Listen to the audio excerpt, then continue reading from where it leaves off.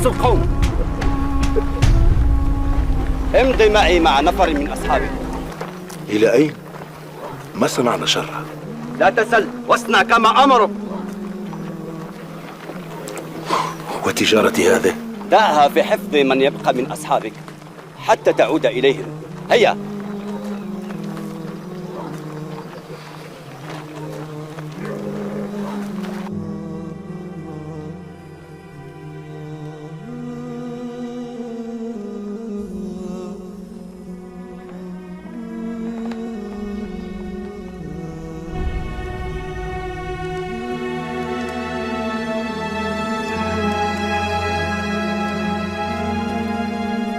هذا الرجل الذي ظهر فيكم يزعم أنه نبي، أيكم أقرب إليه نسبا؟ أنا أقربهم نسبا. أدنو، وليقف أصحابك عند ظهرك.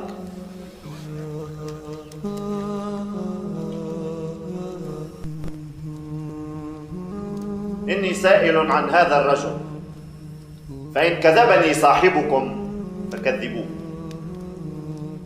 كيف نسبه فيكم؟ هو فينا ذو نسب. فهل قال هذا القول منكم أحد قط قبله؟ لا. فهل كان من آبائه من ملك؟ لا. فأشراف الناس يتبعونه أم ضعفاؤهم؟ بل ضعفاؤهم أكثر. أيزيدون أم ينقصون؟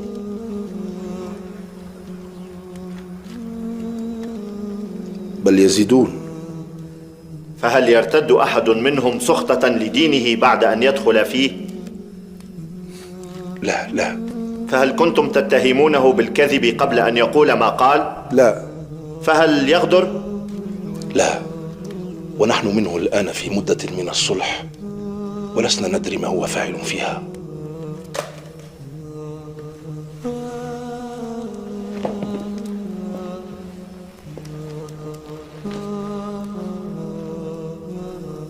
هل قاتلتموه؟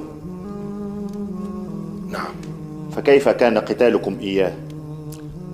الحرب بيننا وبينه سجال، ينال منا وننال منه. ماذا يأمركم؟ يقول: اعبدوا إلها واحدا ولا تشركوا به شيئا واتركوا ما يقوله آباؤكم.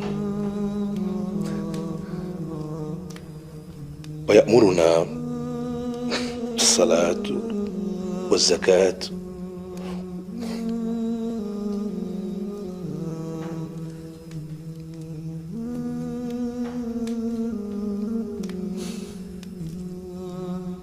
ذكرت أنه ذو نسب، فكذلك الرسل تبعث في نسب قومها، وأنه لم يقل قوله أحد قط قبله.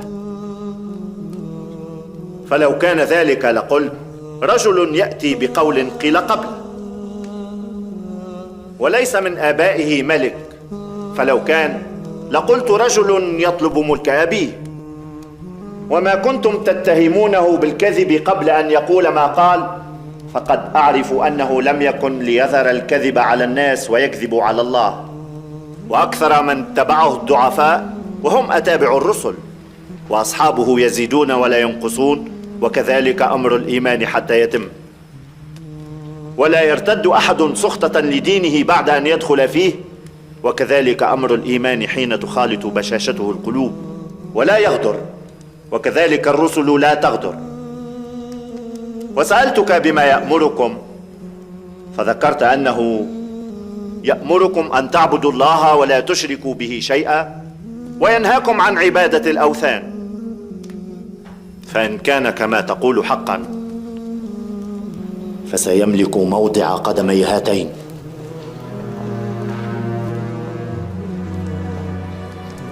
هذا كتابه، اقرأه مرة أخرى على مسمع هؤلاء.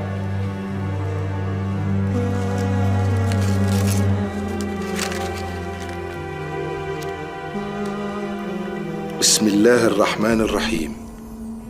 من محمد رسول الله إلى هرقل عظيم الروم. سلام على من اتبع الهدى. أما بعد، فإني أدعوك بدعاية الإسلام